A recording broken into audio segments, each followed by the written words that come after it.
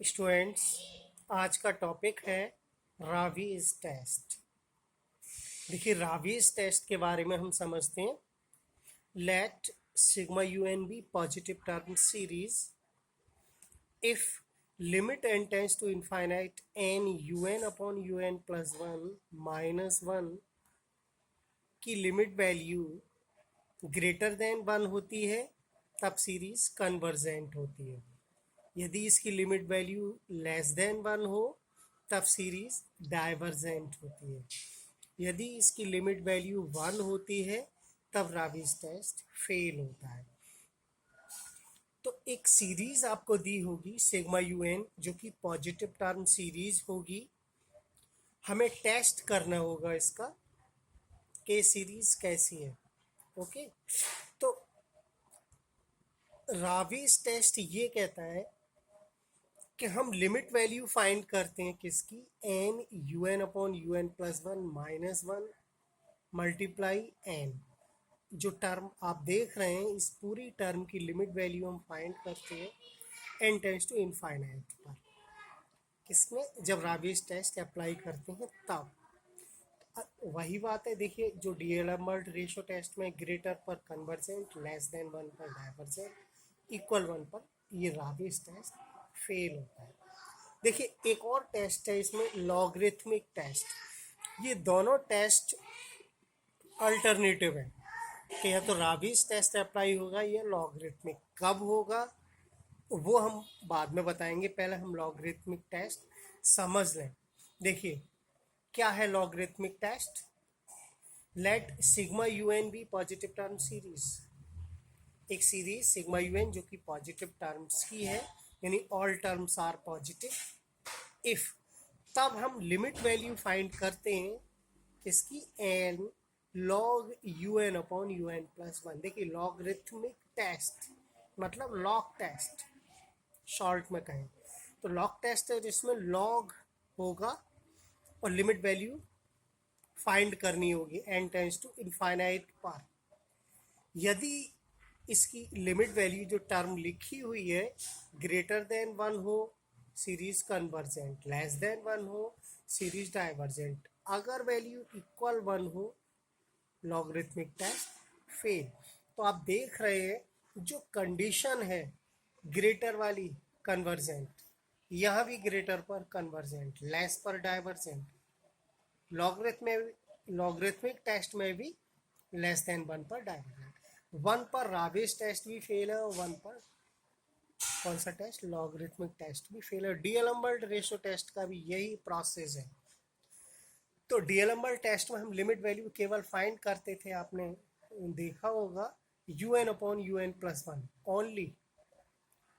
उसमें भी यही limit value greater than one, convergent less than one, divergent one equal to one पर ratio test पे। तो हम ये देख रहे हैं D'Alembert ratio test, Raabe's test, logarithmic test, तीनों टेस्ट में है क्या हो रहा है, लिमिट वैल्यू की जो टर्म है जिसकी हम लिमिट वैल्यू फाइंड करते हैं वो चेंज हो रही है।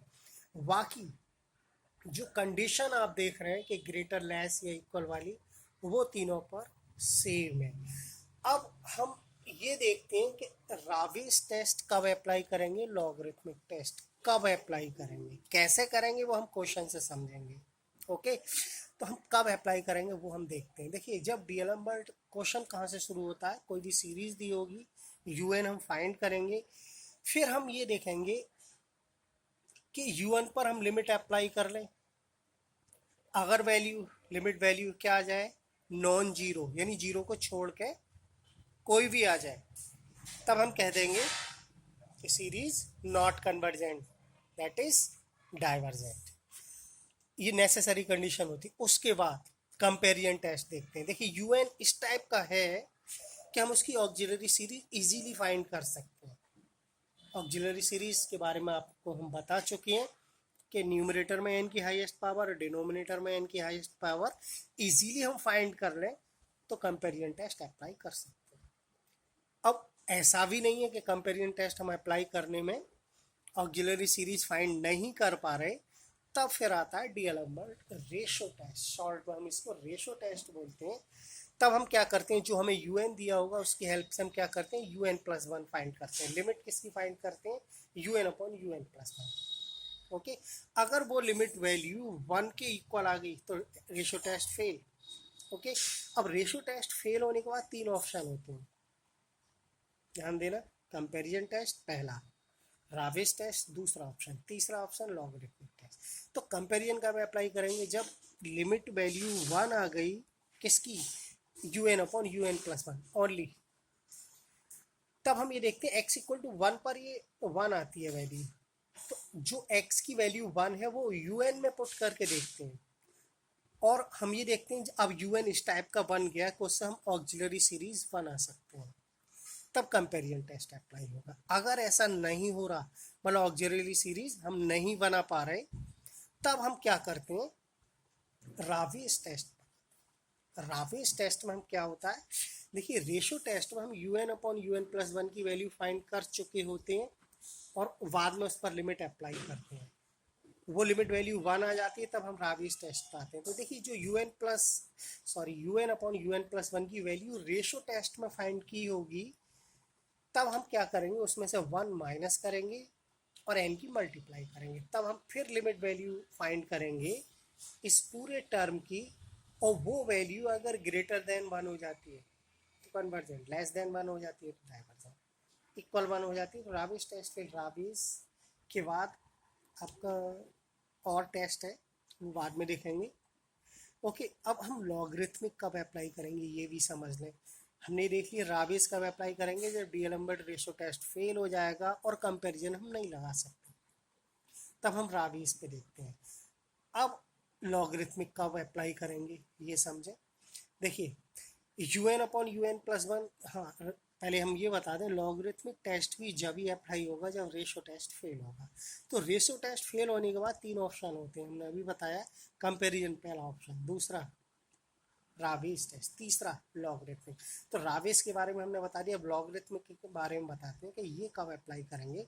देखिए लॉगरिथमिक टेस्ट में क्या होता है कि जो u n upon u n plus one की जो लिमिट वैल्यू आती है वो एक्सपोनेंशियल की टर्म में आती है, ई की पावर।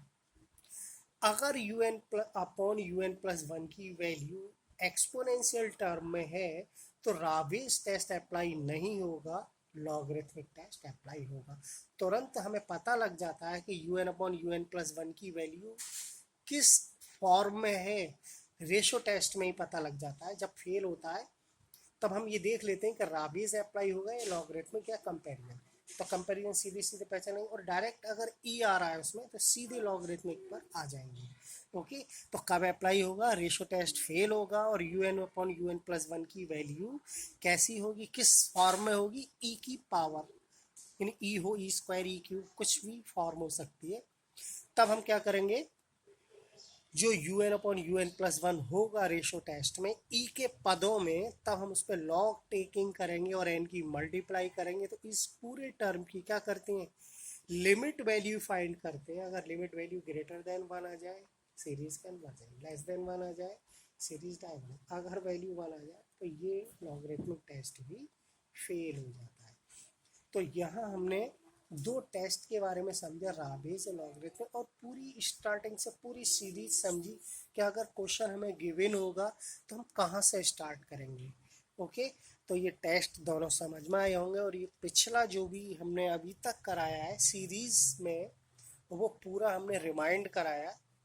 ठीक है, तो ये चूंकि क्वेश्चन जब आता है तो हमें स्टार्टिंग से ही देखना पड़ता है, फिर जहाँ पर जाकर क्वेश्चन लास्ट में सॉल्व हो जाता है फिर हम आंसर दे सकते हैं। ओके।